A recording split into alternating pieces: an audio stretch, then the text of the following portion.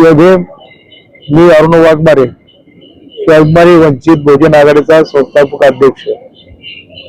आज तहसील कार्यालयासमोर ॲडव्होकेट सचिन सातपुते यांनी जे राजेवाडी येथील जमीन गट नंबर 38 मध्ये ज्या स्वतंत्र सैनिकांना जमीन दिल्या होत्या त्या पुन्हा मिळाव्यात आणि ज्या लोकांनी अतिक्रमण केले त्याच्यावर अतिक्रमण गुन्हा दाखल करावं असा त्यांनी विषय करून आंदोलन केले। त्या आंदोलनाला आम्ही पहिल्यांदा माझे सहकारी मित्र नगरसेवक आदरणीय संतोषभाऊ लांडगे, बोळ्यांना रणदिवे, साहेबराव चंदनशिवे, आमचे बसपचे संतोष हेगडे आणि सर्व टीम आम्ही सर्वांनी पाठिंबा दिला आम्ही पहिल्यांदा जाहीर करतो।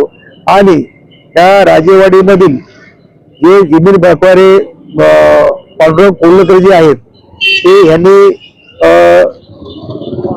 ज्ञानू हेगडे, ज्ञानूबाबा हेगडे यांची जमीन दाखवली आहे। ते स्वतंत्र सैनिक आहेत तरी त्यांची जमीन मिळावी ही आमची पहिली आग्रहाची मागणी आहे।